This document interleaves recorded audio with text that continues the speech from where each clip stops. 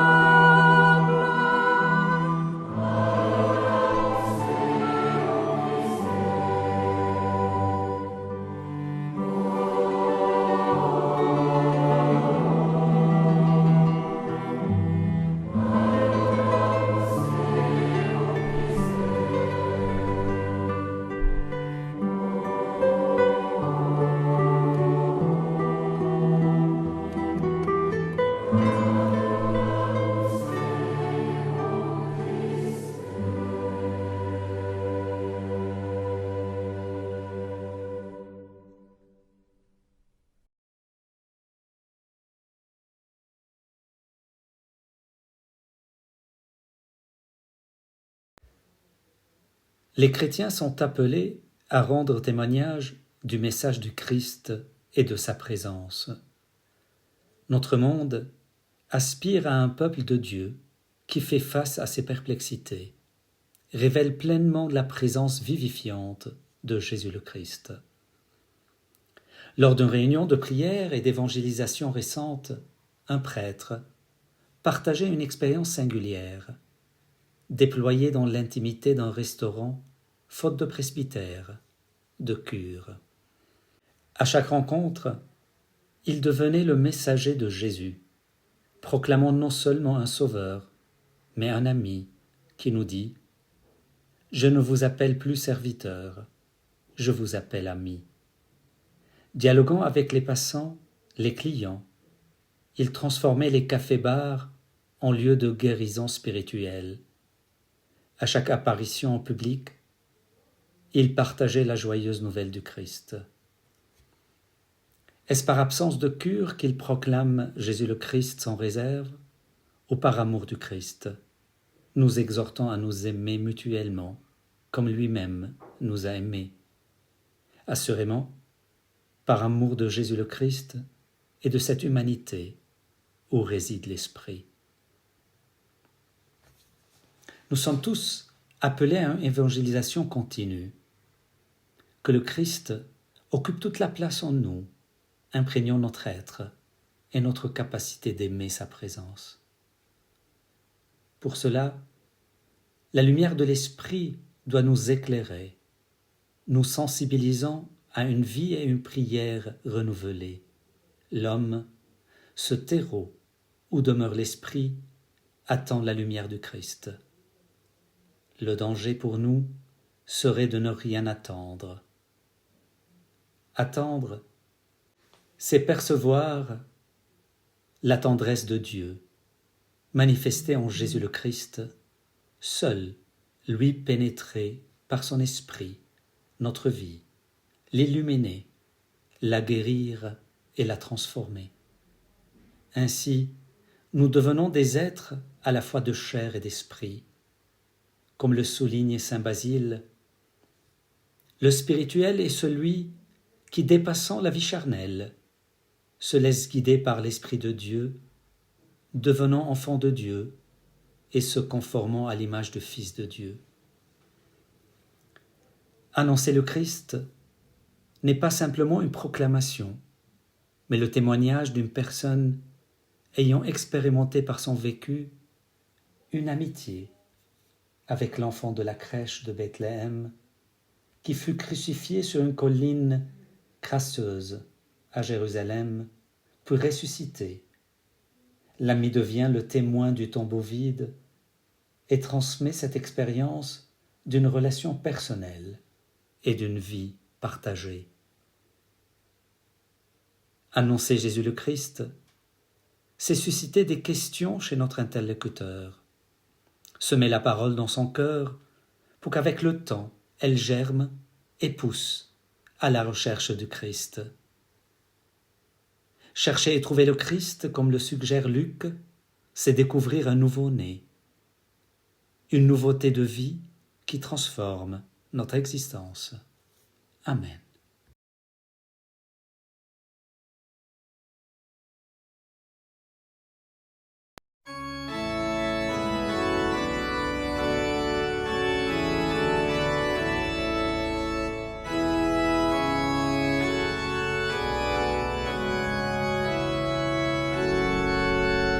Lumière des hommes, nous marchons vers toi.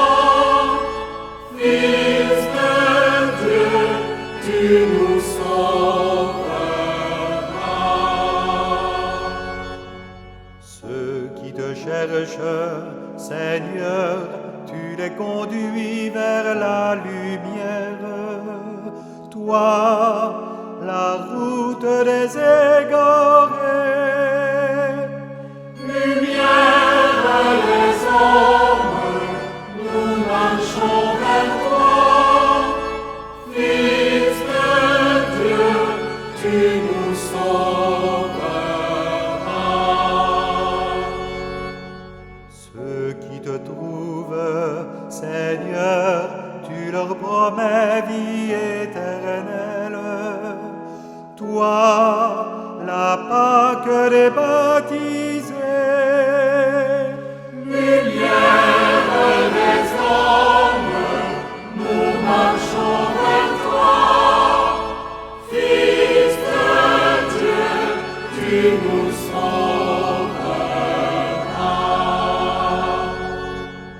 Ceux qui te suivent, Seigneur, tu les nourris de ta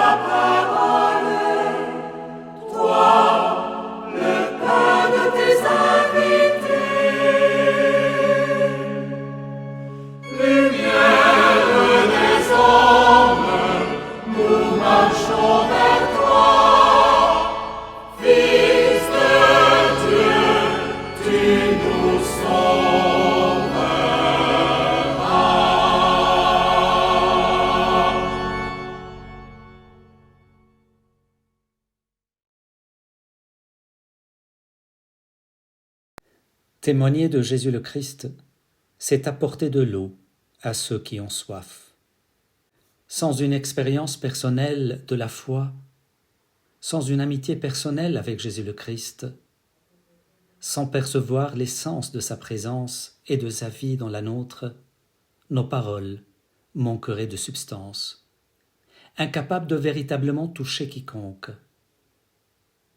Cela s'applique également au dynamisme de la communauté, appelée à incarner le Christ et à porter ses membres avec leurs charismes respectifs. La communauté doit non seulement diffuser le parfum de la présence du Christ, mais également en être le vecteur et le gardien. Cependant, le moi possessif et le confort individuel sont souvent des entraves à la synergie missionnaire, obstruant l'annonce de l'Évangile. L'ego possessif représente un tourment qui compromet l'attraction, alors que le nous collectif constitue le pivot permettant de vivre et de ressentir le Christ. La synergie collective, à la manière de l'exhortation de saint Paul sur les membres d'un même corps, souligne que lorsque l'un souffre, tout le corps souffle. Élisabeth Leuser, en s'inspirant de saint Paul, va plus loin, en affirmant que quand une âme s'élève, elle élève le monde, et quand elle s'abaisse, elle abaisse le monde. De même, dans l'évangélisation, l'absence de synergie de groupe et l'invisibilité de l'Esprit du Christ sur les visages rendent l'auditeur incapable de percevoir l'odeur, de goûter la présence et d'apprécier le goût. Nous avons trouvé le Christ, déclare André à son frère Simon, celui-là même que le Seigneur appela Pierre en déclarant « Et moi, je te dis que tu es Pierre, et que sur cette pierre je bâtirai mon Église. » Pierre conduit vers celui que nous devons trouver. L'esprit de Pierre encourage chacun de nous à aider l'autre, à rencontrer un Christ qui nous appelle chacun par notre nom. Ce n'est pas un Christ anonyme, mais un ami, une lumière intérieure qui nous accompagne sur le chemin de la vie jusqu'au jour où nous attendons la maison du Père. Tous les membres de la communauté, à l'image de Jésus, doivent proclamer « Venez et voyez ». Cette rencontre, si elle se fait au nom de Jésus, selon son esprit, en suivant le commandement « Aimez-vous les uns les autres comme je vous ai aimé », sera le fruit de la grâce.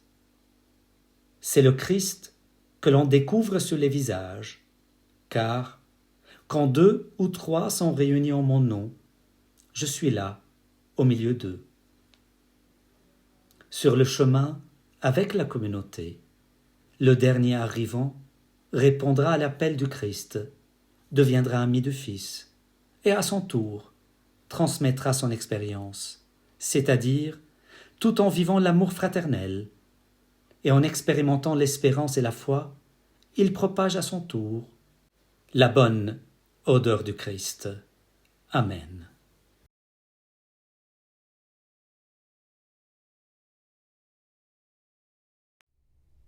Une soif emplit notre âme, nous abandonner en toi, ô Christ.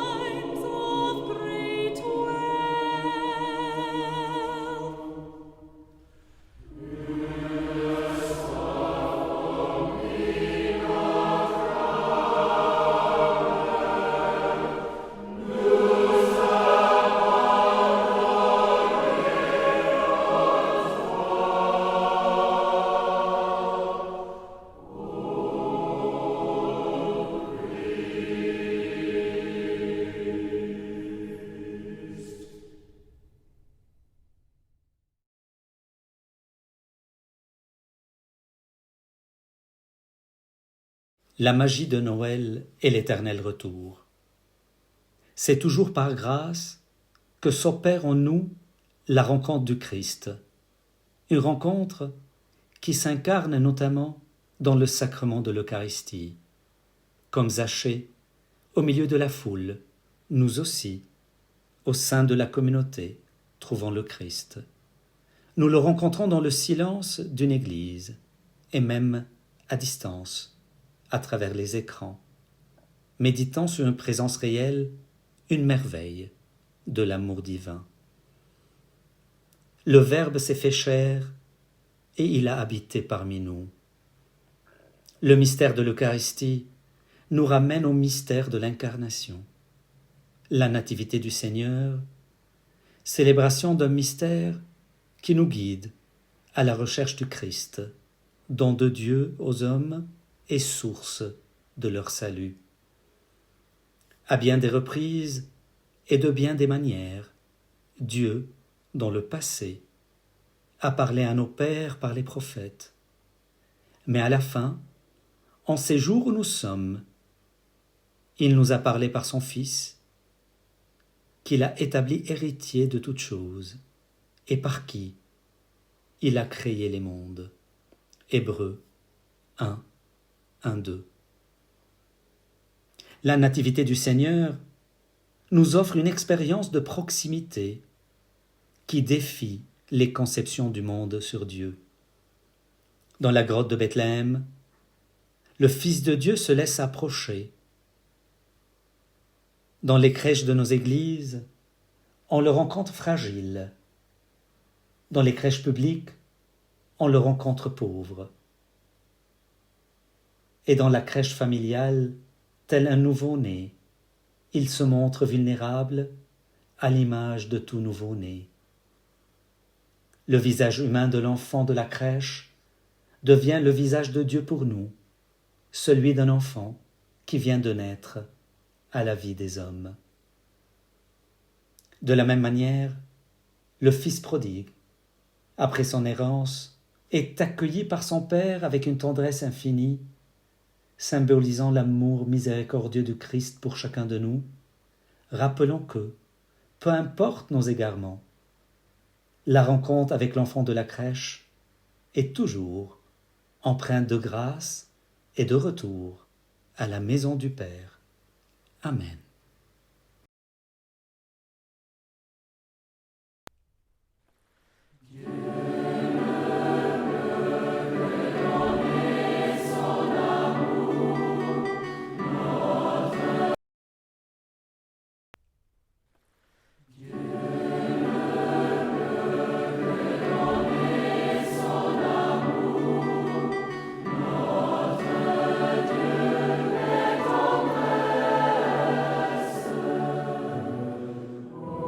Bénis le Seigneur, ô mon âme, et du fond de mon être son saint nom. Dieu est tendresse.